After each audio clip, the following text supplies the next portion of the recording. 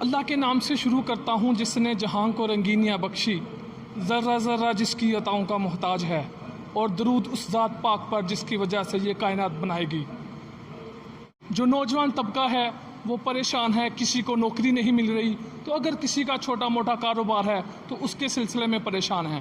آج ہمارے ساتھ موجود ہیں علامہ پیر تبسم بشیر اویسی صاحب، جن کا تعلق ضلع ناروال سے ہے، اور یہ جامعہ مسجد چبارہ نقشبندیہ میں جمعۃ المبارک کا خطبہ بھی دیتے ہیں، اور لوگوں کا جم غفیر ہے ان کو خطبہ بھی دیتے ہیں اور تقریر بھی کرتے ہیں، اور لوگوں کو بہت بہت دور سے لوگ ان کی تقریر سننے کے لیے آتے ہیں۔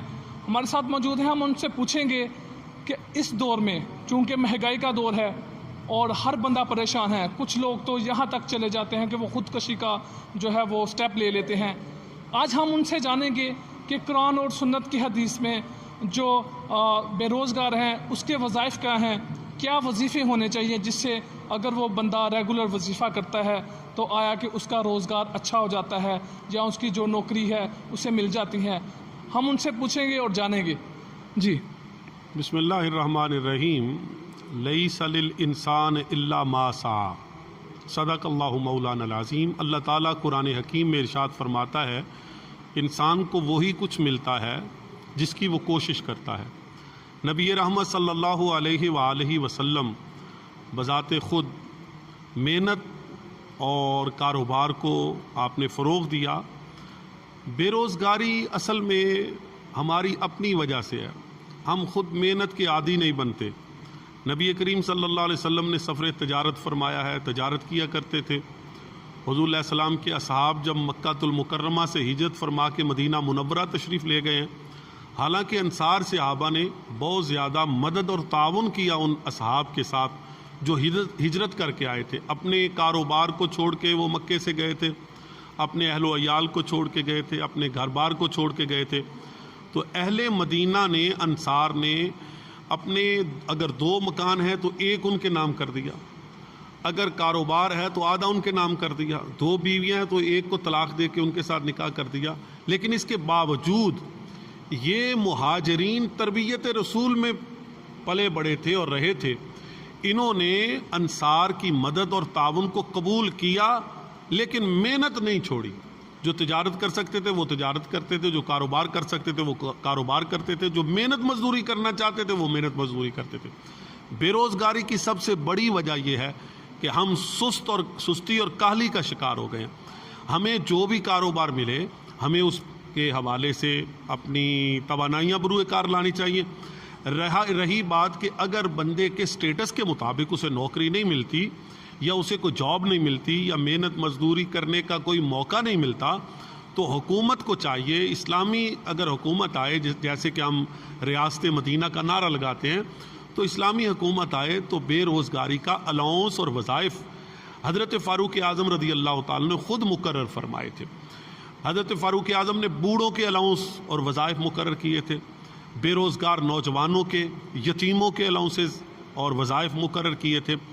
حکومت سب سے پہلے تو اپنی معیشت کو مستحکم کرے اور مناسب ٹیکسز لگا کے پیسہ جمع کر کے اس ملک کا قرض اتارے۔ جب پاکستان اپنے پاؤں پہ کھڑا ہو جائے گا تو پھر یقیناً اللہ کے فضل و کرم سے ہم کسی کی مدد کے اہل بن جائیں گے۔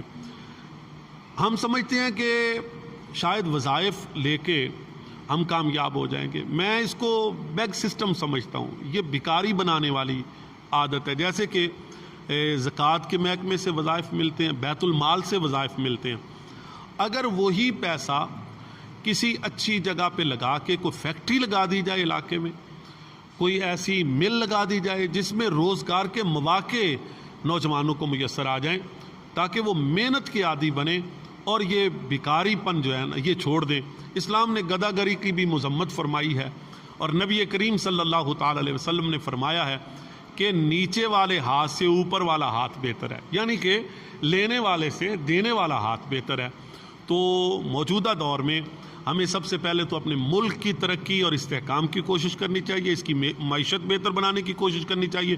اس کے بعد بے روزگار نوجوانوں کے وظائف بھی مقرر کرنے چاہیے، اور ان کی اہلیت جو ہے وہ باقاعدہ اس کو جو ہے نا کمپیوٹرائز کرنا چاہیے. میں سمجھتا ہوں ہر ایک کی تعلیمی قابلیت کا اندازہ ہو. جو علاقے کا ڈی سی ہے یا جو علاقے کا سربراہ ہے اس کے پاس اپنے تعلیم یافتہ نوجوانوں کا بایو ڈاٹا ہونا چاہیے اور اس کے مطابق جو جو نوکری آتی ہے جو اس کا اہل ہے اس کو ادھر لگا دینا چاہیے. یہ تو حکومت کی پالیسیز کے بارے میں بتا رہے ہیں. جو نوجوان مجوس ہو چکے ہیں, کیا قرآن اور سنت کی حدیث میں کوئی ایسا وظیفہ جو اگر وہ نماز کے بعد پڑھیں تو اس سے ان کی نوکری مل سکتی ہے, جو بے روزگار ہیں ان کو روزی حاصل ہو سکتی ہے؟ بھائی عدنان ظفر صاحب, یہ مایوسی تو ویسے ہی گناہ ہے. اللہ تعالیٰ قرآن حکیم میں فرماتا ہے لا تقنطوا من رحمت اللہ, کہ اللہ کی رحمت سے کبھی بھی نا امید نہ ہو. یہ مایوسی گناہ ہے.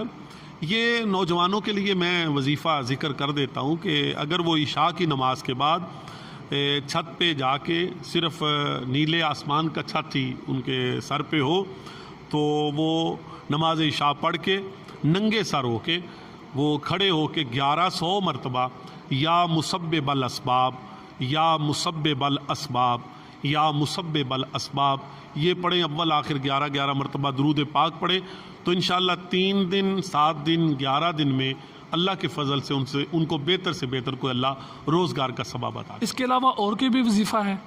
جی میں سمجھتا ہوں استغفار بہت بڑا وظیفہ ہے, کلمہ طیبہ بہت بڑا وظیفہ ہے, درود پاک بہت بڑا وظیفہ ہے. وہ وظائف تو ہیں. قرآن حکیم کی تلاوت بذات خود بہت بڑا وظیفہ ہے. تو یہ یا مسبب الاسباب تو میں نے یہ مجرب وظیفہ دیکھا ہے. باہر کے ممالک میں بڑے سارے نوجوان پریشان ہوتے ہیں روزگار کے سلسلے میں, تو ان کو بتاتا ہوں تو اللہ تعالیٰ کرم نوازی فرما دیتا ہے. بہت شکریہ. یہ تھے علامہ تبسم بشیر اویسی صاحب. انہوں نے بے روزگار جو لوگ ہیں قرآن و حدیث کی سنت میں انہوں نے وظائف بتائے اور وظیفہ بھی بتایا ان نوجوانوں کے لیے جو مجوس ہو چکے ہیں. اور ہمارا یہی میسج ہے کہ وہ مجوس بالکل نہ ہو, کیونکہ علامہ صاحب نے بھی فرمایا کہ مجوسی جو ہے وہ ایک بہت بڑا گناہ ہے. تو ہمیں چاہیے کہ محنت کرنی چاہیے, دن رات محنت کرنی چاہیے. اس سے اللہ تعالیٰ ایک نہ ایک دن آپ کو اس کا محنت کا صلہ ضرور دے گا. جی.